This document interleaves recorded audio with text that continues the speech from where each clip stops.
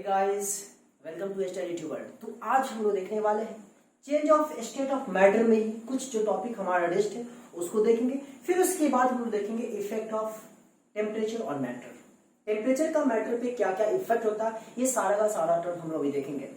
उससे पहले मैं आपको बता दूं, हमारा जो टॉपिक है change of state of matter, जो टर्म बच गया हमारा, यहां लिख देता हूं, change of state of matter. याद करिए, हम लोगों ने पढ़ा था वाटर के बारे में, तो आप याद करो, ये वाटर है, मान लो वाटर की भी बेस्ट एग्जांपल होता है, इसलिए हम लोग वाटर ले रहे हैं, ठीक है ना। ये वाटर है, तो आप जब वर्ड माओ, ये वाटर 0 डिग्री सेल्सियस, फिर उसके बाद 50 डिग्री सेल्सियस एंड फिर उसके बाद 100 डिग्री सेल्सियस। उम्मीद है तो आप देख पा रहे हो 0 डिग्री सेल्सियस, 50 डिग्री सेल्सियस और 100 डिग्री सेल्सियस। मैंने बताया था 0 डिग्री सेल्सियस पे आइस होता है वाटर, 50 डिग्री सेल्सियस पे लिक्विड होता है एंड 100 डिग्री सेल्सियस पे वो वेपर बन जाता है। ऐसा हम लोगों ने पढ़ा था ना। एक बात याद करो, हम लोगों ने जब पढ़ा था कि एक वेसल में आइस क्यूब्स लेते हैं, उसको हम लोग हीट करते हैं, ठीक है ना। हीट करते हैं, हीट और जलाना दोनों में बहुत फर्क है, याद रखिएगा। जलाना का मतलब होता है किसी भी, यहां तक तो जलाना का मतलब कि इंसान को भी जला देते हैं, और जलाने के बाद क्या होता है, धुआं धुआं हो जाता है। लेकिन जलाना और हीट में फर्क है। हीट कर रहे हैं हम लोग यहाँ पे कोई मान लो ना कि हम लोग आज बड़े थे ना, कंटेनर है, उसमें आइस क्यूब्स रखे, उसको हीट करते नीचे से, ठीक है। थर्मोमीटर भी रखे थे। पता हमें यह चला था क्या कि आपने गौर फरमाया होगा, उसमें हम लोगों ने थर्मोमीटर को एक पार्टिकुलर टेम्परेचर, पार्टिकुलर टाइम पर पार्टिकुलर टेम्परेचर हम लोगों ने मेजर किया था। पता हमें यह चला था कि 0 डिग्री, देखिए उसमें हम लोगों ने देखा था क्या कि 0 डिग्री सेल्सियस पे आपका वो टेम्परेचर जो था वो थर्मोमीटर रीड नहीं किया था। क्या था? क्या 0 डिग्री के बाद T1 T2 T3 के बाद रीड किया था? नहीं किया था। हीट दे रहे हैं लेकिन टेम्परेचर में कोई प्रभाव नहीं, कोई इफेक्ट नहीं, कोई चेंजमेंट नहीं हो रहा था। एक वहां पे 0 डिग्री सेल्सियस पे और एक 100 डिग्री सेल्सियस पे। अब मन में ख्याल आया होगा कि अच्छा हीट दे रहे हैं तो टेम्परेचर जा कहा रहा है, तो भाई टेम्परेचर कहा हो रहा है, हीट सॉरी टेम्परेचर, हीट कहा जा रहा है, तो हीट जो जा रहा है वो अपना काम कर रहा है। क्या काम कर रहा है? आइस जो है इसके पार्टिकल्स को फोर्स, इसके पार्टिकल्स में क्या है, काइनेटिक एनर्जी डेवलप कर रहा है। काइनेटिक एनर्जी डेवलप करने के बाद क्या होता है कि आइस का पार्टिकल्स ब्रोकअप होता है छोटा छोटा टुकड़ा में। पता यह चलता है कि उसके बीच इंटरमोलिकुलर स्पेस ज्यादा हो जाने के कारण इंटरमोलिकुलर फोर्स क्या होता है, कम हो जाता है। और ये तब तक चलता है जब तक कि वो लिक्विड नहीं बन जाए। लिक्विड बन गया तो आपको वहां पे थर्मोमीटर टेम्परेचर रीड कर देगा। लेकिन 0 डिग्री सेल्सियस से जब तक लिक्विड नहीं बन पाता है, कोई आइस लिक्विड जब तक नहीं बन पाता है, तब तक आपका थर्मोमीटर टेम्परेचर रीड नहीं करेगा। तो एक हम लोगों ने पढ़ा था 0 डिग्री सेल्सियस पे, और इस फिर 100 डिग्री सेल्सियस में क्या है कि वहां पे जब तक के उस 100 डिग्री सेल्सियस पे वो लिक्विड वेपर नहीं बन जाता है, वेपर नहीं बन जाता है, तब तक क्या है, वो हीट क्या करेगा, लिक्विड के पार्टिकल्स को ब्रोकअप करेगा, तोड़ता रहेगा, इतना तोड़ता रहेगा ताकि ताकि ताकि उसका पार्टिकल्स में वेपर क्यों ना बन जाए। तो हम लोगों ने देखा था क्या कि हमारा हीट तो हम दे रहे थे भाई, हीट तो हम लोग दे रहे थे, हीट तो हम लोग दे रहे थे, लेकिन टेम्परेचर में क्या हो रहा था, टेम्परेचर में नो चेंज। और ये दो बात ये देखे थे कहां, 0 डिग्री सेल्सियस पे और 100 डिग्री सेल्सियस पे। याद करिए, मतलब क्या कि 0 पे और 100 पे वहां पे टेम्परेचर में कोई चेंजमेंट नहीं हो रहा था। तो मैं आपको बताना यह चाहूंगा कि 0 पे हो रहा था, इसका मतलब है कि आइस से लिक्विड बन रहा था। तो आइस से लिक्विड बनने के दौरान क्या हुआ था, वहां पे टेम्परेचर में कोई चेंज नहीं हो रहा था। हीट दे रहे थे तो हीट जा कहा रहा था भाई, हीट छूप रहा था। हीट छूपने का क्या मतलब, पार्टिकल्स को तोड़ने में लगा हुआ है। तो वहां पे उसका एक नाम है, मैं आपको बताना चाहूंगा, इसको बोलते हैं क्या, लैटेंट हीट ऑफ, फ्रॉम कब, from solid to liquid. Solid से लिक्विड में जब चेंज होता है, सॉलिड से लिक्विड में चेंज होने के दौरान क्या होता है, वहां पर जो हीट का छूपता है, तो उसको हम लोग बोलते हैं क्या, उसको हम लोग बोलते हैं latent heat of fusion. Latent heat of fusion.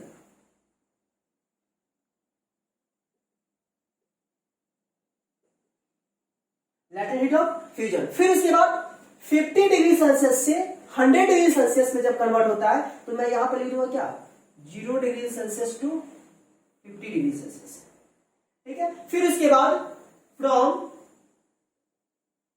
50 degree Celsius to 100 degree Celsius, उसमें क्या होता है, मतलब कि लिक्विड से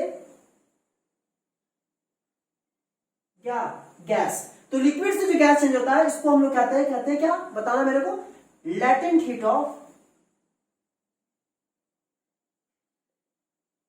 वेपराइजेशन।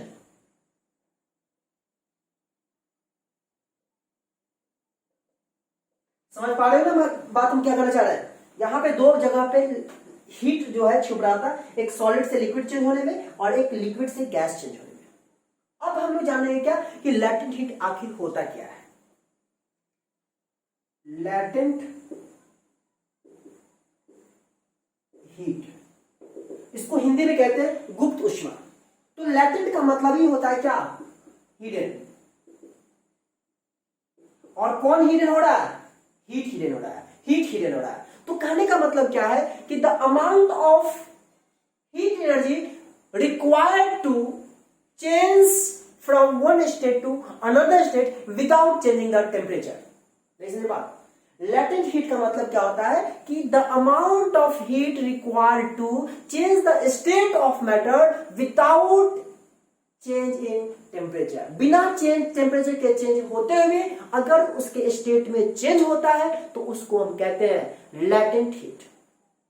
समझ पा रहे हो ना, नहीं? अरे भाई देख लो ना भाई, यहां सॉलिड से लिक्विड जो चेंज हो रहा है तो इस बीच में हम लोग देख रहे थे ना टेम्परेचर, ये थर्मोमीटर रीड नहीं कर रहा था। जो थर्मोमीटर रीड नहीं कर रहा था इसका मतलब है कि सॉलिड से लिक्विड में जो चेंज हो रहा है, जितना हीट उसको मिल रहा है और सॉलिड से लिक्विड में चेंज कर रहा, that is called latent heat. और उसमें हम लोग क्या देखे थे, टेम्परेचर में कोई चेंज नहीं हो रहा था। तो हम लिखेंगे क्या, चलिए इसका हम डेफिनेशन लिख लेते हैं। The amount of substance, the amount of heat, the amount of heat required to change the state of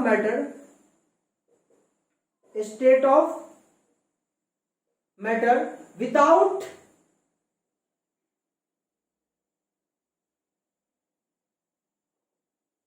changing the what, without changing the temperature is called what, is called latent heat।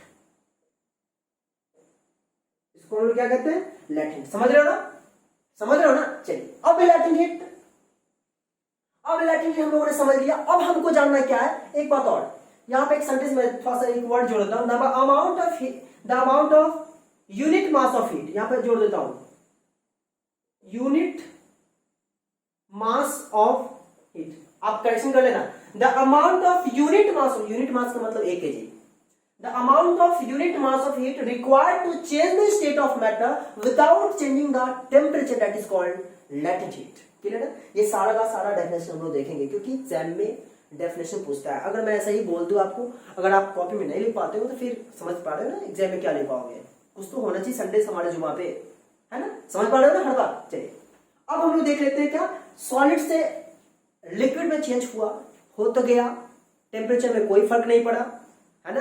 तो heat कहां गया, तो heat जो हो गया वो particles को break करने लग गया। तो हम लोग देख लेते हैं latent heat of, latent heat of fusion. और मैं बता दूं इस लैटेंट हीट ऑफ फ्यूजन को हम लोग कहते हैं मेल्टिंग भी कहते हैं, क्योंकि मेल्ट होता है इसलिए लैटेंट हीट ऑफ फ्यूजन या मेल्टिंग कहेंगे। अब ये क्या है, ये भी वैसा ही है, द अमाउंट, सिंपल सी बात है, the amount of heat energy, the amount of unit mass of heat energy, heat भी क्या है, that is also form of energy.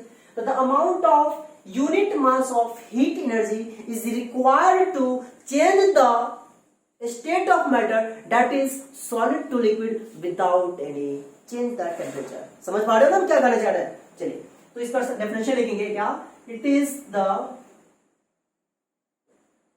The amount of amount of unit mass मतलब 1 kg, unit mass of heat energy is required to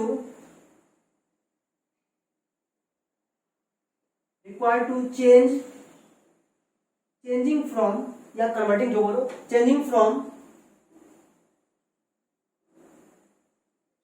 solid to what, solid to liquid without क्या बोलेंगे, without changing the temperature, without changing the temperature is called latent heat of fusion.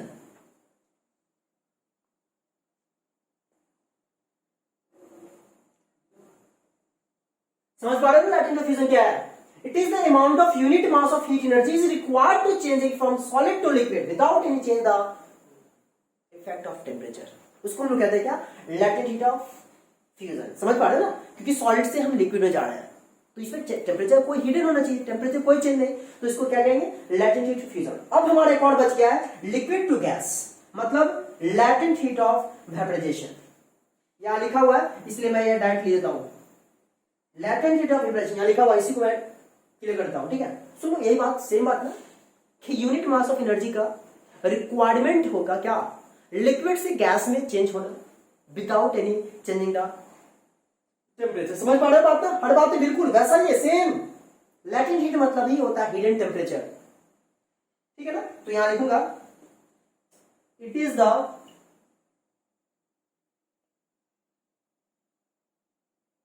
Amount of substance, amount of heat energy, amount of unit mass of heat, unit mass of heat is required to change from liquid to gas are called what? Are called latent heat of vaporization. Vapour में convert होता है. Clear है, बात clear है ना. चलिए, एक बात आप जानते हो कि वाटर जो होता है आइस होता है कितना, 0 डिग्री सेल्सियस पे, और वेपर जो बनता है वो 100 डिग्री सेल्सियस पे. इस बात से आप सभी रूबरू हो और वाकिफ हो. तो इतनी सारी बातें आपको क्लियर है.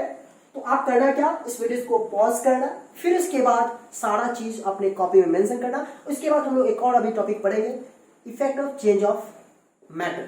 तो इसको रब करते हैं. तो ओके स्टूडेंट्स, हमने यहाँ पे बोर्ड को रब कर दिया.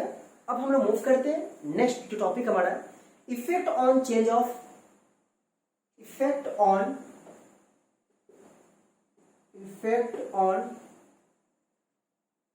Change on temperature, change of temperature